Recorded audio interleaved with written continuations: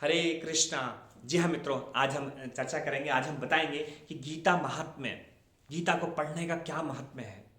और इतना महात्म्य कि जो पढ़ता है वो मरने के बाद भी किसी का उद्धार कर सकता है। ऐसा ऐसा संभव है क्या?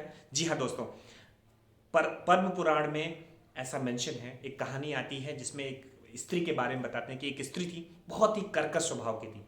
मतलब उसका बिल्कुल किसी से बनता नहीं था, अपने पति से भी नहीं बनता था। और वो इतनी जो है कर्कश थी कि उसका उसका पति कुछ बेचारा कुछ बोल नहीं पाता था। ऐसा लगता था पति उसका गूंगा है। तो जो है, जब वो स्त्री, लेकिन उसके पति में एक प्रॉब्लम थी। प्रॉब्लम क्या थी कि वो जब जो है रात में सोता था तो बहुत बोलता था। जो वो उससे उसकी वजह से उसकी नींद पूरी नहीं होती थी और वो बहुत परेशान रहती थी। वो गई एक डॉक्टर के पास, बोली कि जो है, हे डॉक्टर साहब, इनका जो है ये बीमारी का इलाज कर दीजिए, चाहे जैसे कर दीजिए, क्योंकि ये मुझे रात में सोने नहीं देते, बहुत बोलते हैं ये। तो जब सब कुछ देखा तो बोला इसको कोई जो है प्रॉब्लम नहीं है, कोई समस्या नहीं है, सिर्फ आप इतना करो, इसको दिन में बोलने दिया करो। तो जो है खैर ये तो बात है। तो लेकिन ये है कि जो मेन मुद्दे की बात ये है कि जो वो स्त्री की मृत्यु जो है जल्दी हो गई, अकाल मृत्यु हुई। और मृत्यु होने के बाद उसको जो नेक्स्ट जन्म मिला वो मिला चिड़िया का।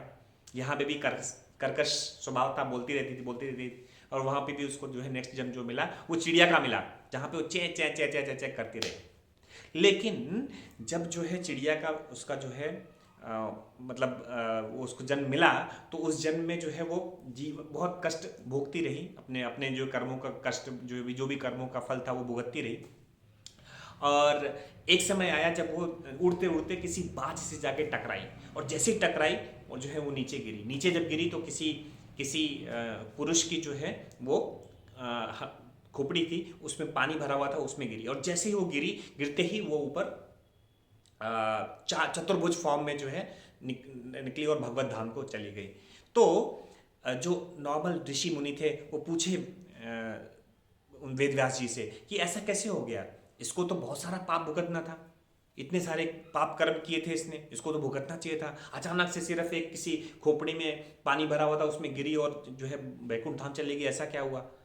तो वेद व्यास जी ने बताया कि वो जो खोपड़ी थी वो किसी नॉर्मल व्यक्ति की नहीं थी।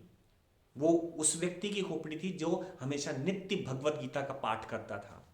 तो भगवत गीता का पाठ करने से सोचिए कि बनने के बाद भी अगर वो किसी को जो है भगवत धाम भेज सकता है, तो जीते जी क्या कर सकता है वो।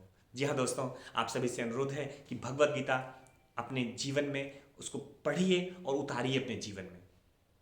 जी हाँ, अगर आप ऐसा करते हैं तो निश्चित रूप से भगवत गीता के बहुत सारे महात्म्य हैं, स्पेशली पद्म पुराण में मेंशन है। अगर हम उसको चैप्टर वाइज उसमें दिया गया है कि इस चैप्टर को पढ़ने से क्या होगा, दूसरे चैप्टर को पढ़ने से क्या होगा। अगर इस तरीके से आप पढ़ते हैं तो आप निश्चित रूप से जो है आप अपने आप को भगवत धाम जाने के खुद तो, जब जब आप दूसरों को भगवत धाम ले जा सकते हैं तो खुद क्यों नहीं जाएंगे।